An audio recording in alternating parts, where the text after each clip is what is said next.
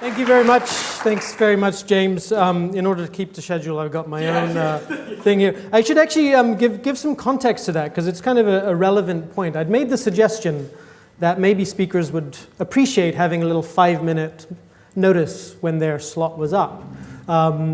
Because I'm really interested in when I see systems, I do like to sort of tinker with them. And what I'm particularly interested in is the kind of intervention that's actually quite delicate, that doesn't tell people they have to stop talking, but just gives a bit of feedback and information and enables people themselves to kind of self-organize and make decisions themselves around that kind of information. So it's actually been a kind of theme of a lot of the projects.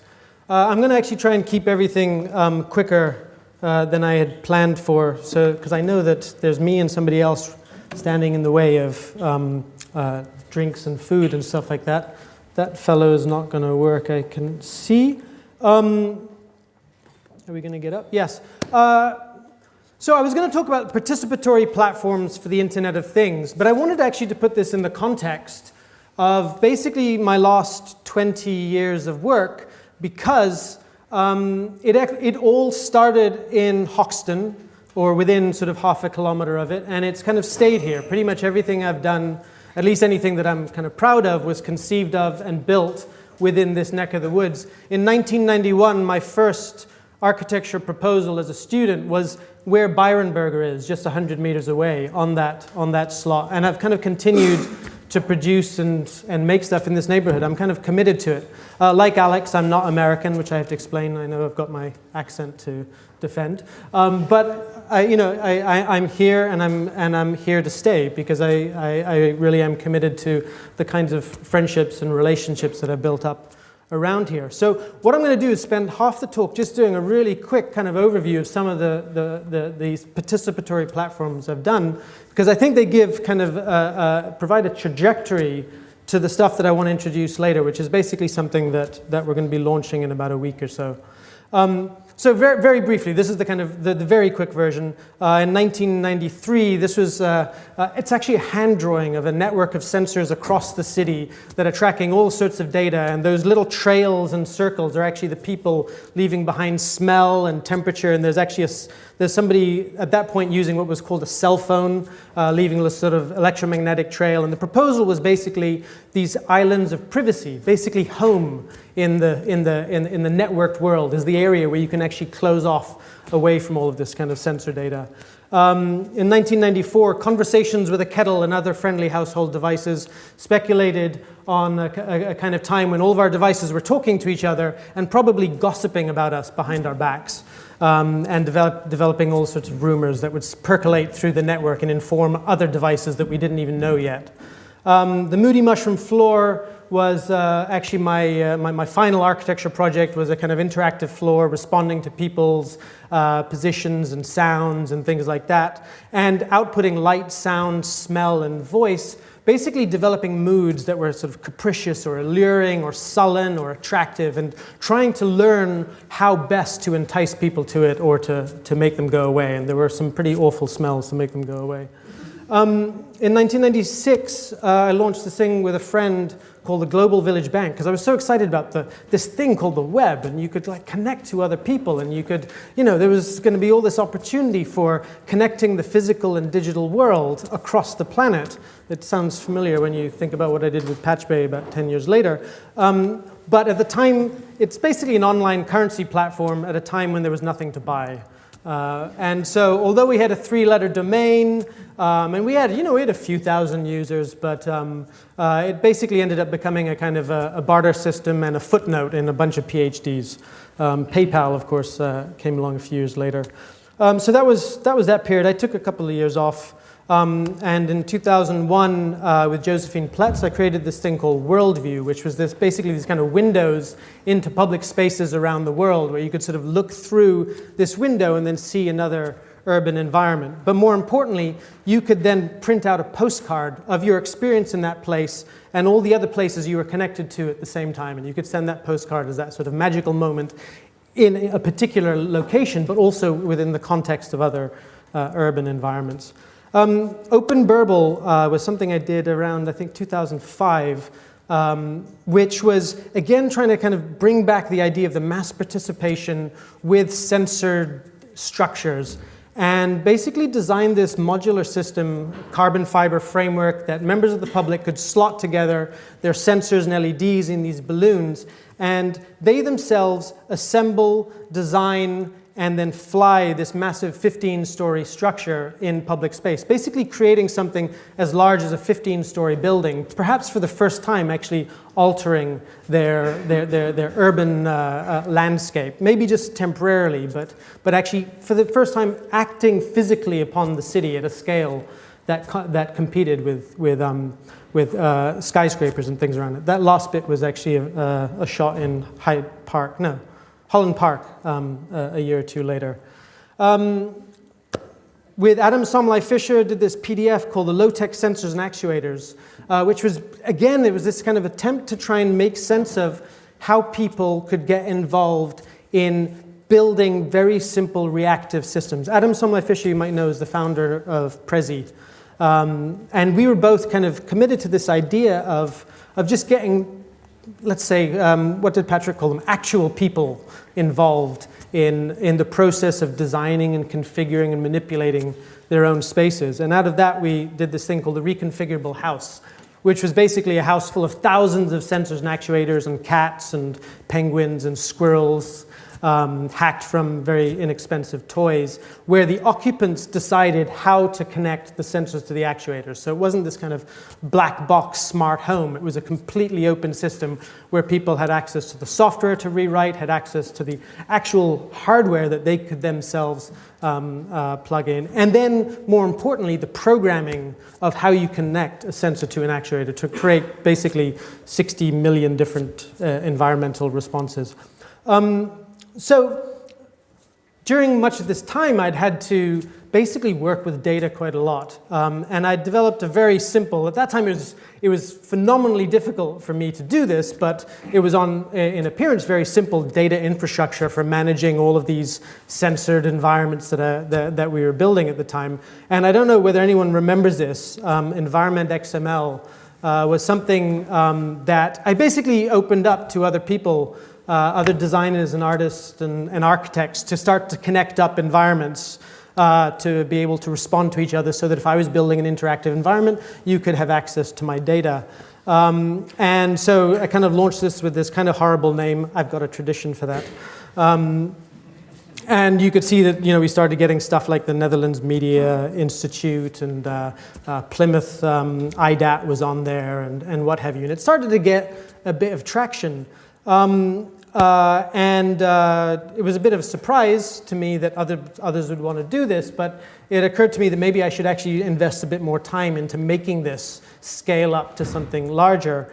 And so a year or two later, launched this thing called Patchbay, which was essentially aimed at being a kind of YouTube for sensor data, a way for people to store and share data between sensors and environments, and just to make it as easy as possible to access the data that was being generated in other environments. It was at that time explicitly public. You can see some old screenshots down the side. This was a slightly later design. By the time, by which time we had basically data feeds coming from across the planet, air quality monitors, energy monitors, radiation sensors, as Haiyan was describing. In fact, current cost, the energy monitor launched a bridge that was actually powered by Patchbay. And the focus for me here was to take care of that sort of hard engineering problem, not just of the storing, but of the sharing of that data, making that data available to others, in some case to the public, but eventually also thinking about manufacturers building products on this thing, and then enabling the community to develop pretty awesome apps, which they did, visualization tools, and ways to start to make sense of that data. As James mentioned, it was then bought by LogMeIn in 2011, rebranded as Cosm and Xively. In 2008, I did Linguine, which is basically an urban operating system for managing censored environments in a very local sense, in a way that was a little different from Patchbay, which was about connecting across the planet. This was purely and very kind of specifically looking at cities and ways to connect things up locally and then make that the code for the connection between those things available to the citizens. And so this is deployed in Bradford up north in a project called Another Life. It's managing all sorts of things like sprinklers, these, what do you call them, pumpy things. What do you call them? Fountains, LEDs, street lights, the pond and lasers and what have you. Which brings me to something a kind of new company I launched about 3 months ago called Umbrellium, with 4 other partners, one of whom is in the audience. Better at naming that. I mean, that's progress. There's a bit of progress there, isn't it? I have learned something. And I'm still interested very much in the kind of Internet of Things as a sort of a technological phenomenon. But the thing that was really motivating me, and I think actually in retrospect is actually the motivation for me, is people and cities, people and their relationship to their cities, people and the fact that they are the ones that make cities come to life.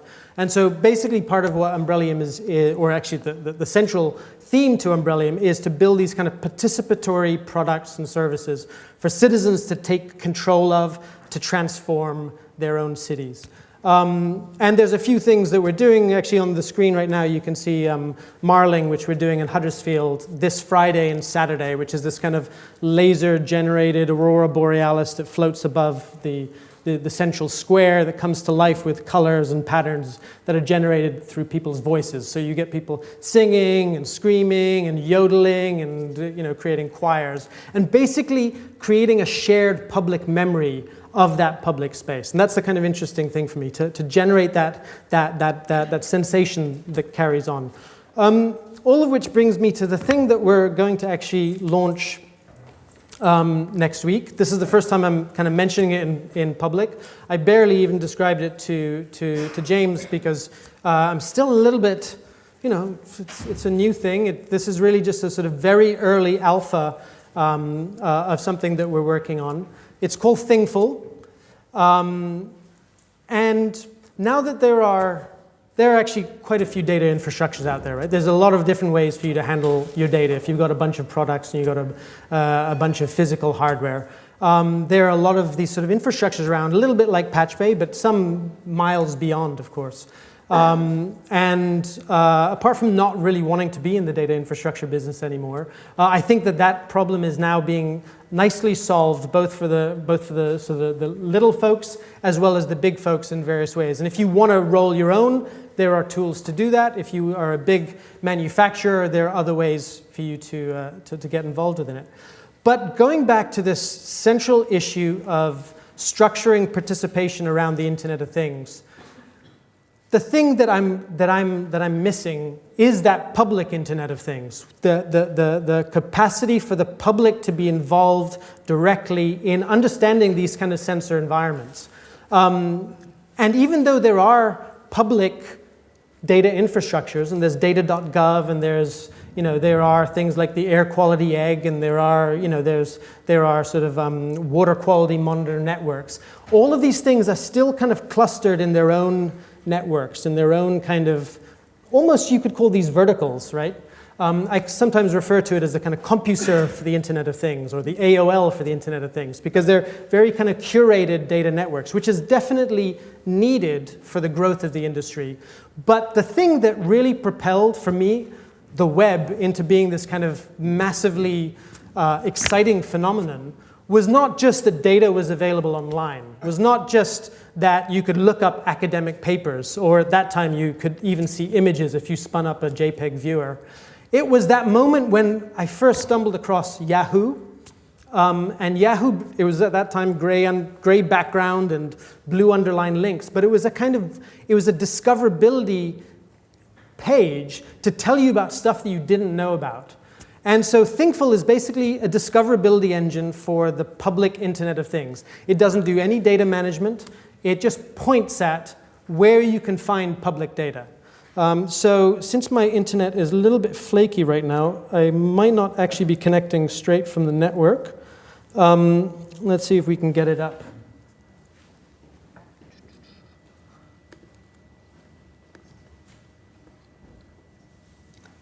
You've been finding flakiness on the network. That's just me.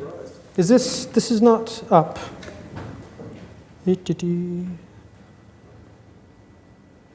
We've been having a lot of monitor issues here, huh?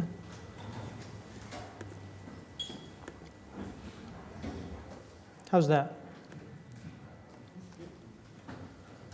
Okay, so Thingful, you might recognize the map. It was something we got rid of on Patchbay.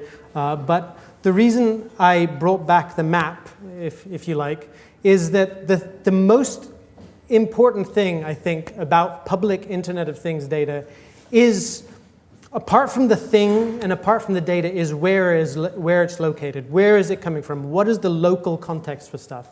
So when we first started thinking about the problem of discoverability, and when we started thinking about the fact that this stuff is public, we wanted very specifically to locate this in physical space somewhere. And so this is a map of the things that are made public. It's very specifically about data that's been made public explicitly, and we're effectively indexing a whole bunch of data infrastructures across the planet.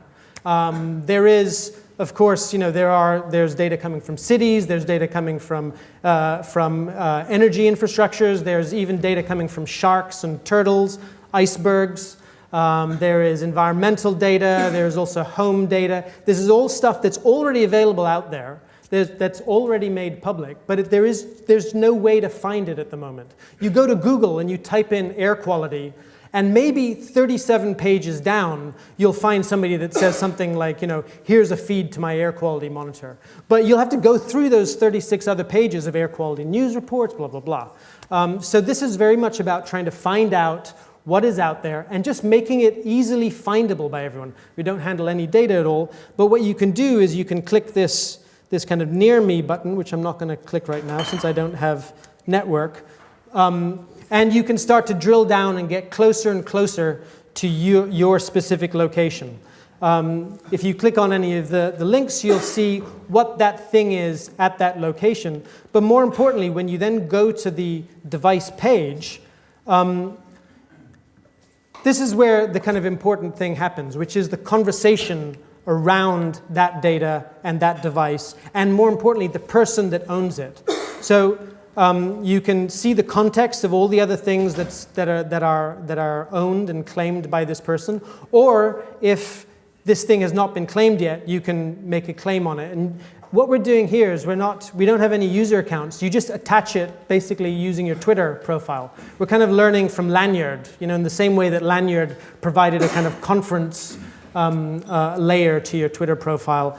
Thingful is providing a device layer to your Twitter profile. And this question here is the most important thing for me, I think. We ask you when you claim a device to explain why you're using this device. What is it for? This is not just about saying, oh, it's an air quality monitor. We want to know what it is you're doing with the data, what is the decision you're trying to make, because I think that is what makes it more meaningful to other people. That sort of provoking of the why combined with the who and the where is actually what makes the Internet of Things valuable. Because that's the kind of metadata, if you like, through which other people can start to make decisions about things. And one of the things that Haiyan didn't mention in her talk, but I think was a big innovation in the Japan Geiger maps, was the idea of having a conversation structured around that data on the same page as the map itself. So we're doing something similar here, which is we embed the Twitter conversation at this stage, perhaps about the category, in other words, air quality here, but it might even become more specific to the actual device. And you can start to click on the other devices that are nearby to this thing, et cetera, et cetera. So that's Thingful. as I said, it's essentially, it's not trying to host any data, it's not trying to create any accounts. We just want to be the thing that points to where you go, so that, for example, if you're interested in the data from this pollution monitor, you'd be able to go to this data infrastructure link, and whatever that data infrastructure is doing with that data, or however they're making it available, or whatever APIs they're using, or whatever their data format is, you go and find it from them. If you have a data infrastructure that you want to include on this in the index, just, you'll be able to let us know. And so that is Thingful.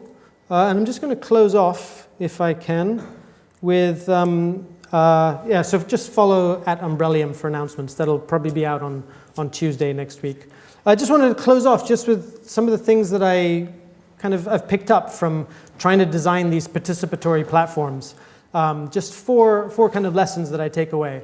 First, when you're trying to structure participation, you cannot rely on an end goal as an incentive for people to participate. If you kind of paint a pretty picture of what would happen if everybody shared their data and connected to each other and was interactive and was capable of interfacing, that itself is not going to convince anybody to join in, except for very, very hardcore early adopters. The end goal is not sufficient. Instead, what you need to do is actually plan the participative structure so that just a little bit of participation has an incremental gain. It doesn't require everyone to believe in or even to participate in it for there to be these multiplying effects. So in other words, the sum of the parts needs from the start to be greater than the individual parts. Instead of actually convincing people that they should participate, enable them to build their own kind of tools for convincing themselves. Basically, enable them to amass evidence that participation works. That might be, for example, enabling to understand what their contribution is having, what effect that's having, or it might be enabling them to understand, have some sort of feedback on how other people are making use of their contribution. And finally, make spectacle, click to edit master textiles. That was a mistake. Finally, make spectacles. I think there's something very interesting in the creation of a spectacular structure. And I say this in the context of knowing my full Guy Debord kind of Society of the Spectacle text. That this is a political act when you put something out in public. You are contributing to the kind of the urban experience. But the interesting thing about the spectacle, and I'm trying to reclaim the idea of a spectacle as being something passive. The interesting thing about the spectacle is it's something that people can see from afar, either on the network or in physical space, that entices them to get closer and closer and closer. And you can actually draw in a lot more people by doing something large scale that is spectacular, that is then able to kind of make them feel involved as they get much closer. And so with that, thank you very much. Participatory platforms for the internet.